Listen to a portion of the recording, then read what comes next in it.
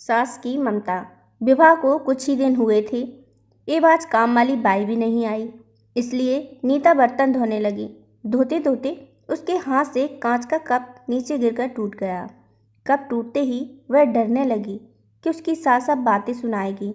आवाज़ से सास दौड़ती आई एवं उससे बोली, बेटी क्या हुआ? नीता बोली, माँ पता नहीं ध्यान रखते हुए भी कैसे मेरे हाथ से कप नीचे गिर गया। सास बोली, बेटी कोई बात नहीं, कप ही तो फूटा है, तुम्हें चोट तो नहीं आई? मेरी बहू से महंगा है क्या यह कप?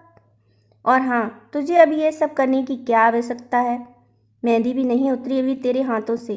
अभी तुम मेरे बेटे के साथ अधिक से अधिक समय बिताओ और एक दूसरे को समझो। सास ने अपनी बेटी को बुलाया और उससे कहा, सालू इधर आकर अपनी भाभी का ख्याल रखो, अभी इस घर में नई नई आई है। सालू ने कहा, ठीक है माँ। सास फिर बहू से बोली, तुम मुझे अपनी माँ ही समझना, मुझे भी तुम्हारा दिल जीतना है, सास बनकर नहीं माँ बनकर। देखते देखते नीता की आंखों में प्रसन्नता के आंसू छलछला गए। एक सास के पैरों में गिरकर बोली, मैंने एक माँ छोड़ी तो दूसरी माँ पाई है, अपितु आप मेरी माँ से भी अधिक ममता मेरे लिए रखती हो। अगर घर में यह कप टूट जाता तो माँ भी दो बात कहे बिना नहीं रहती। एक दिन भाभी के हाथ से कांच का गिलास नीचे गिरकर टूट गया। माँ चिल्लाने लगी कि कितना कीमती गिलास तोड़ दिया। किसी न किसी बात पर वह भाभी पर चिल्लाती थी। भाभी भी क्रोध में बोल देती थी कि माँ मैं तो बैठे बैठे खाती हूँ, आप तो खड़ी खड़ी खाते हो। जब से आई हूँ तब से रोज़ दो चार खरी खोटी न सुना दो तब तक आपको चैन नहीं मिलेगा। कभी मेरे माँ को तो कभी मेरे बाप को, सदैव मेरी मायके वालों को कोसती रहती हो। हमेशा ही माँ और भाभी एक दूसरे के साथ बहस किया करती थी। नीता ने घर के अलावा और भी कई जगह पर सास बहू के झगड़े सुनते सुनते वह डर गई थी, इसलिए विवाह से कतराने लगी। मगर माँ बाप के कारण ही उसे शादी करनी पड़ी और अनजान डर को लेकर ससुराल आ गई। पर आज की घटना से उसकी सोच बदल गई कि सब सास और बहू एक जैसी नहीं होती। नींद न आने के कारण उसने सोचा कि चलो थोड़ी देर माँ से बात कर लूँ। माँ ने इतनी रात को उसे फ़ोन करते देख कहा, बेटी सब कुछ ठीक है ना? कहीं तुम्हारे पति से या सास से झगड़ा तो नहीं हो गया? नीता बोली, नहीं माँ, ऐसा कुछ नहीं है।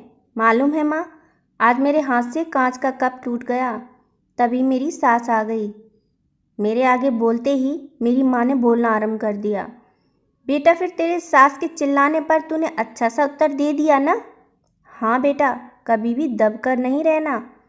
तुम एक पढ़ी लिखी अच्छी लड़की हो, तुम में कोई कमी नहीं है, इसलिए कभी भी किसी की सुनना मत। तभी बात को काटते नीता बोली, माँ अब बस करो, मैं अपनी दूसरी माँ के खिलाफ कुछ नहीं सुन सकती। माँ थोड़ा आश्चर्य में हो गई और बोली, यह क्या बोल रही हो? नीता बोली, हाँ माँ, आज मेरे हाथ से जब कप गिरा तो मेरी सास ने बिल्कुल भी मेरे साथ बुरा व्यवहार नहीं किया। अंत में नीता बोली, अब आप समझ गई ना सारी बात? माँ एक और बात कहनी थी, आप बुरा तो नहीं मानोगी? उसकी माँ बोली, हाँ बोल बेटा। नीता बोली, माँ काश आप भी मेरी भाभी के साथ मेरी सासू माँ की तरह व्यवहार किया करती तो शायद भैया या भाभी अलग घर में नहीं रहते। अपनी बेटी की यह बातें सुनकर उसे एहसास हुआ कि उसने अपनी बहू के साथ गलत व्यवहार किया था।